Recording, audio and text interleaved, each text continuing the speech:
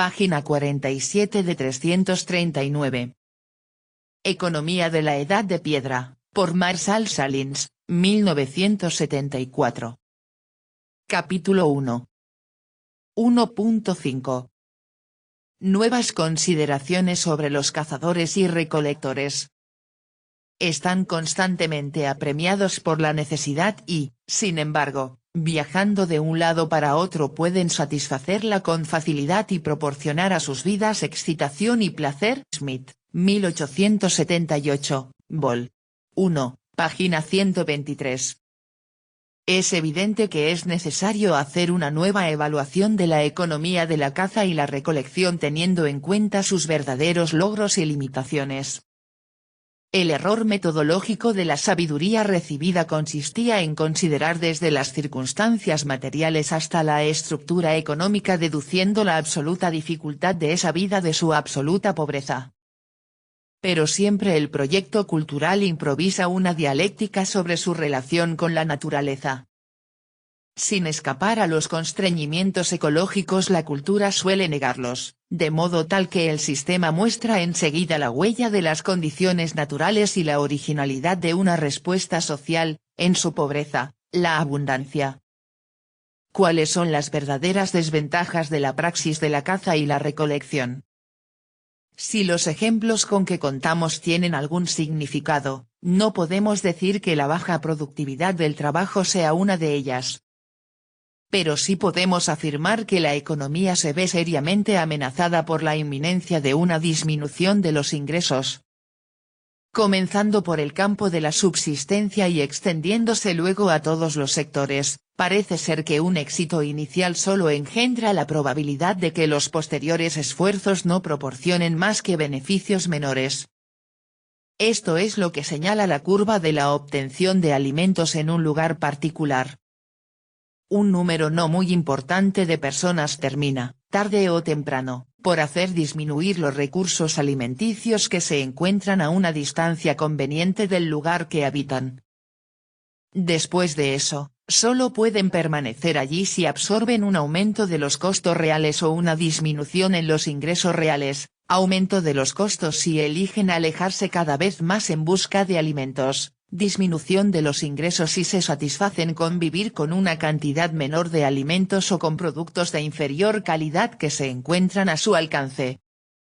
La solución es, por supuesto, dirigirse a otro sitio. De ahí la primera y fundamental contingencia de la caza y la recolección, exige movimiento para mantener una producción ventajosa. Pero este movimiento, más o menos frecuente en las distintas circunstancias, más o menos amplio, no hace más que trasladar a otras esferas de la producción la misma disminución de ingresos en la cual tiene su origen. La manufactura de herramientas, ropas, utensilios u ornamentos, por muy simple que resulte, deja de tener sentido cuando esos artículos se convierten más en una carga que en una comodidad. La utilidad pronto resulta marginada por la posibilidad del transporte. También se vuelve absurda la fabricación de casas de apariencia sólidas y pronto deberán ser abandonadas. De ahí las muy ascéticas concepciones del cazador respecto del bienestar material, solo le interesa un equipo mínimo, y a veces ni siquiera eso valoriza más las cosas pequeñas que las grandes, no trata de reunir dos o más ejemplares de una misma cosa. Estos son solo algunos ejemplos. La presión ecológica se vuelve extrañamente concreta cuando hay que llevarla sobre los hombros. Si el producto bruto resulta desequilibrado en comparación con otras economías, no se debe culpar a la productividad del cazador, sino a su movilidad. Algo muy semejante puede decirse de los constreñimientos demográficos de la caza y la recolección. La misma política de development es la que juega a nivel de las personas, y puede ser descrita en términos similares y adscrita a las mismas causas. Los términos son, para decirlo sin ambajes, disminución de los ingresos en beneficio de la posibilidad de transporte, un mínimo de equipo necesario, eliminación de los objetos duplicados, además de otros, tales como infanticidio, semilicidio, continencia sexual durante el periodo de lactancia, etc., costumbres por las cuales tienen fama muchos grupos de recolectores. La suposición de que tales recursos se deben a la incapacidad de esas personas, niños y ancianos, para mantenerse, tal vez sea cierta si, por mantenerse, se entiende mantenerse en pie y caminar, no alimentarse.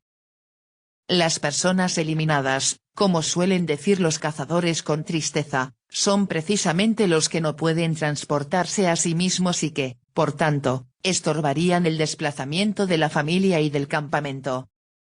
Los cazadores pueden verse obligados a tratar a las personas del mismo modo que tratan a sus bienes, siendo la rigurosa política respecto de la población y el ascetismo económico, expresiones de la misma ecología.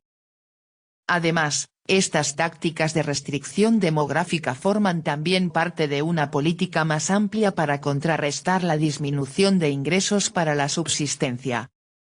Un grupo localizado se vuelve más vulnerable a la disminución de ingresos, por eso hay que elegir entre un desplazamiento más rápido a la escisión, cuanto mayor sea su tamaño. Lo mismo sucede con las otras cosas.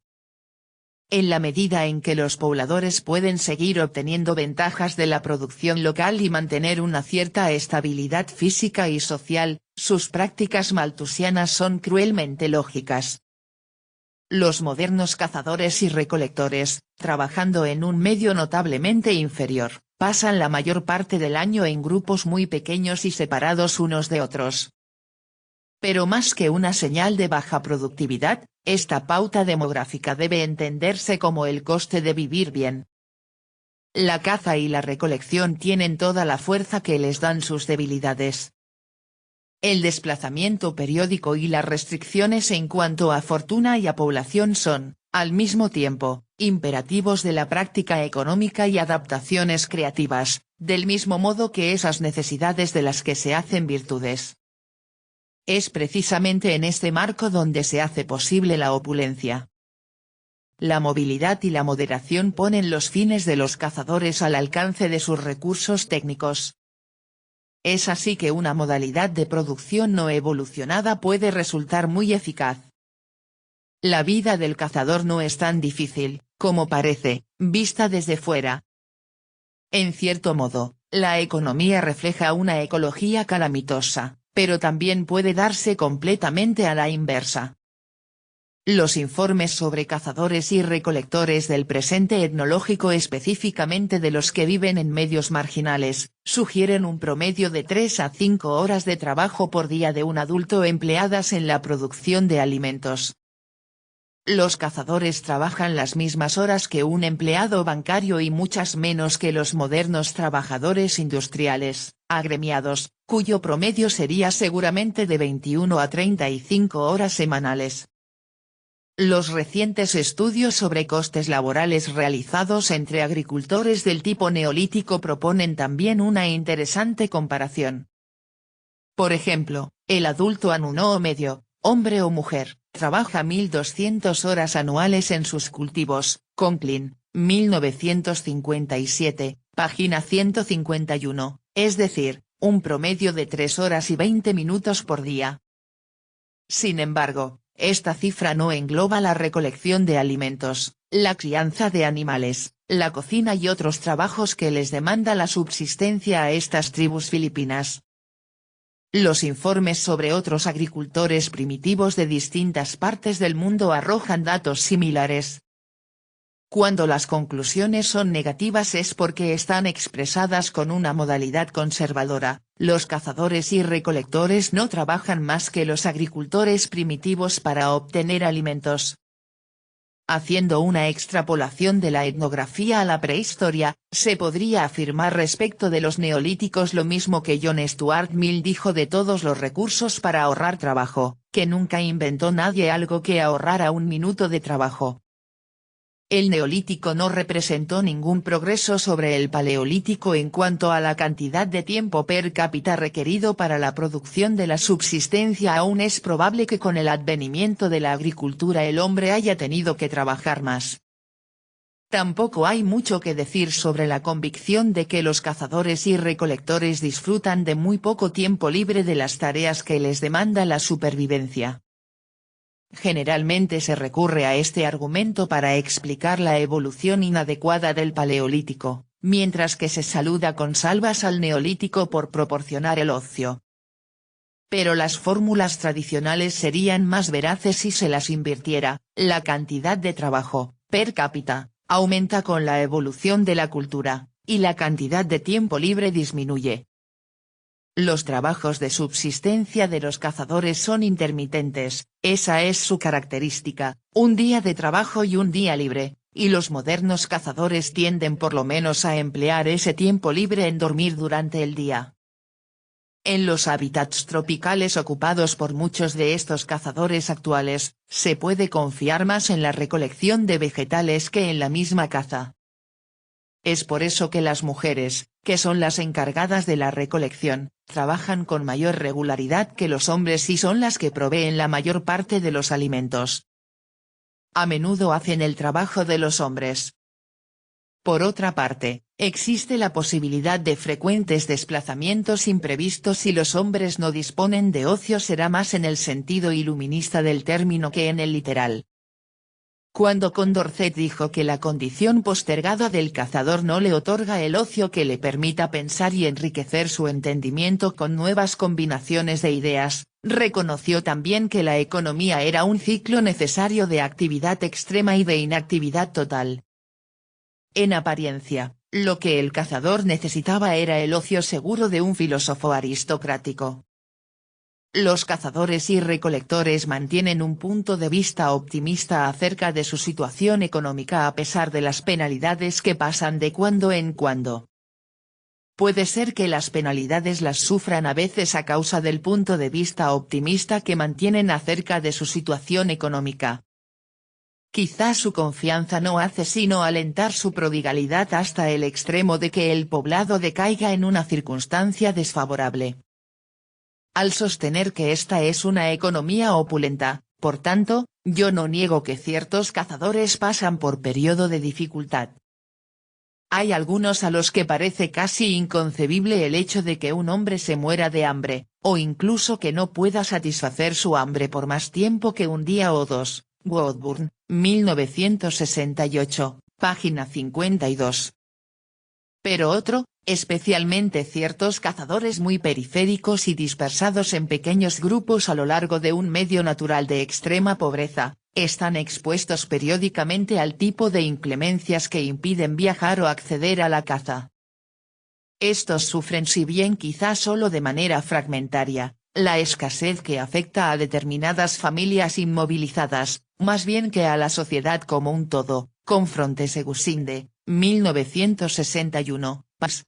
306-307. Sin embargo, aun concediendo esta vulnerabilidad y aceptando como punto de referencia a los cazadores actuales más desvalidos económicamente, sería difícil probar que la privación es la característica sobresaliente de los cazadores y recolectores. La escasez de alimentos no es la característica indicativa de este modo de producción por oposición a los otros, no señala a los cazadores y recolectores como una clase o como un estadio evolutivo general. Lowe pregunta, ¿qué decir de los pastores que habitan las planicies y cuyo sustento se ve periódicamente amenazado por las plagas y que al igual que algunas tribus laponas del siglo XIX se vieron obligados a recurrir a la pesca? ¿Qué de los campesinos primitivos que preparan y labran la tierra sin obtener compensación del suelo y que agotan una cosecha tras otra amenazados por el hambre en cada sequía? ¿Tienen todos ellos más control sobre la desgracia causada por las condiciones naturales que el cazador-recolector? 1938, página 286. Pero, sobre todo, ¿qué decir del mundo de hoy día? Se dice que de un tercio a la mitad de la humanidad se acuesta todos los días con hambre.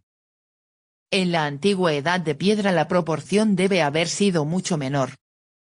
Esta en la que vivimos es la era de un hambre sin precedentes. Ahora, en la época del más grande poder tecnológico, el hambre es una institución. Dándole la vuelta a otra venerable sentencia, el hambre aumenta relativa y absolutamente con la evolución de la cultura. Esta paradoja responde, por completo, a mi punto de vista. Los cazadores y los recolectores tienen un bajo nivel de vida por fuerza de las circunstancias. Pero tomado como su objetivo, y dados los adecuados medios de producción, pueden, por lo regular, satisfacerse fácilmente todas sus necesidades materiales. La evolución de la economía ha conocido, entonces, dos movimientos contradictorios, el enriquecimiento, pero simultáneamente el empobrecimiento, la apropiación con respecto a la naturaleza, pero la expropiación con relación al hombre. El aspecto progresivo es, desde luego, tecnológico. Este se ha manifestado de muchas maneras, como un aumento de la oferta y la demanda de bienes y servicios, de la cantidad de energía puesta al servicio de la cultura, de la productividad, de la división del trabajo y de la libertad con respecto a los condicionamientos del medio. Tomado en cierto sentido, esto último es especialmente útil para comprender las primeras etapas del avance tecnológico. La agricultura no solo elevó a la sociedad por encima de la distribución de las fuentes de recursos alimenticios, también permitió a las comunidades neolíticas mantener elevados índices de orden social donde los requerimientos de la subsistencia humana se sustraían al orden natural. En algunas estaciones del año era posible economizar suficiente comida para sostener a la población en las épocas en las cuales no podían cosecharse alimentos en absoluto. La consecuente estabilidad de la vida social era imprescindible para su desarrollo material. La cultura fue entonces de triunfo en triunfo, en una especie de contravención progresiva de la ley biológica del mínimo, hasta probar que la vida humana podía alentar incluso en el espacio exterior a pesar de la falta natural de oxígeno y gravedad. Otros hombres estaban muriendo de hambre en los mercados y plazas de toda Asia.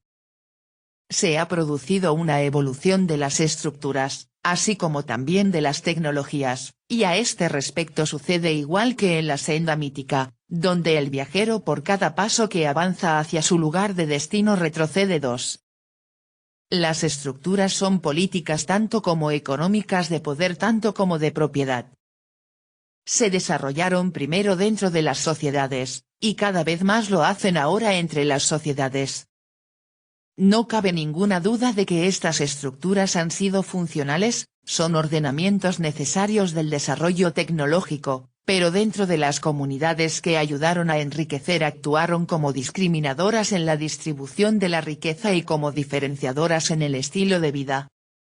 La población más primitiva del mundo tenía escasas posesiones, pero no era pobre. La pobreza no es una determinada y pequeña cantidad de cosas, ni es solo una relación entre medios y fines, es sobre todo una relación entre personas. La pobreza es un estado social. Y como tal es un invento de la civilización. Ha crecido con la civilización, a la vez como una envidiosa distinción entre clases y fundamentalmente como una relación de dependencia que puede hacer a los agricultores más susceptibles a las catástrofes naturales que cualquier campamento o poblado de invierno de los esquimales de Alaska. Toda la disquisición precedente se toma la libertad de interpretar a los modernos cazadores históricamente, sobre la base de una línea evolutiva. Esta libertad no debe otorgarse a la ligera. Son los cazadores marginales tales como los bosquimanos del Kalahari más representativos del modo de vida del Paleolítico que los indios de California o de la costa noroeste? Quizá no. Quizá los bosquimanos del Kalahari no son tampoco representativos de los cazadores marginales.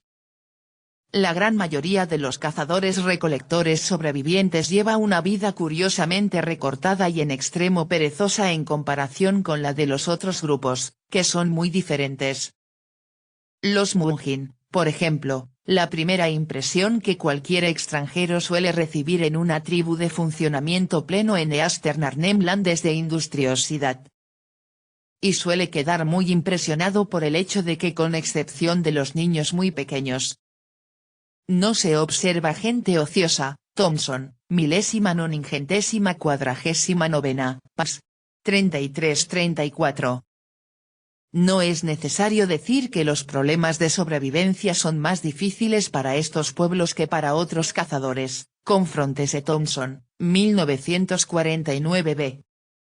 Los incentivos de su inusual industriosidad están en otro lugar, en una elaborada y estricta vida ceremonial, específicamente en un elaborado ciclo de intercambio ceremonial que confiere prestigio a la artesanía y al comercio. Thomson, 1049, pas. 26, 28, 34 f, 87 pasim. La mayoría de los otros cazadores no tienen tales preocupaciones. En comparación, su vida es chata, especialmente centrada en comer con gusto y digerir tranquilamente.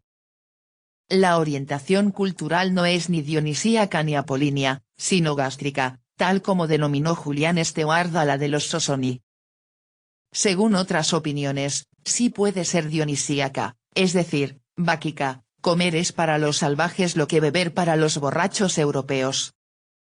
Esas almas desecadas y siempre sedientas terminarían con gusto sus vidas en una cuba de licor, y los salvajes en una olla repleta de comida. Aquellos hablan siempre de beber, y estos solamente de comer. Lejeune, 1897, página 249. Es como si las superestructuras de estas sociedades hubiesen sido corroídas, quedando solo la roca desnuda de la subsistencia y, puesto que la producción misma se realiza con facilidad, la gente dispone de mucho tiempo para sentarse sobre la roca y hablar de ella. Debo destacar la posibilidad de que la etnografía de los cazadores y recolectores sea en gran medida un registro de culturas fragmentarias. Frágiles ciclos de ritual y de intercambio pueden haber desaparecido sin dejar rastro en los primeros estadios del colonialismo, cuando las relaciones intergrupales de las que eran mediadores fueron atacadas y confundidas. De ser así, la sociedad opulenta primitiva habrá de ser repensada teniendo en cuenta su originalidad, y los esquemas evolutivos habrán de ser revisados una vez más. Con todo, esta es la poca historia que podemos reconstruir basándonos en la observación de los cazadores sobrevivientes. El problema económico puede resolverse fácilmente empleando las técnicas del Paleolítico. De esto se desprende que solo cuando la cultura se aproximó a la cima de sus logros materiales erigió un altar a lo inalcanzable, las necesidades infinitas. Página 53 de 339.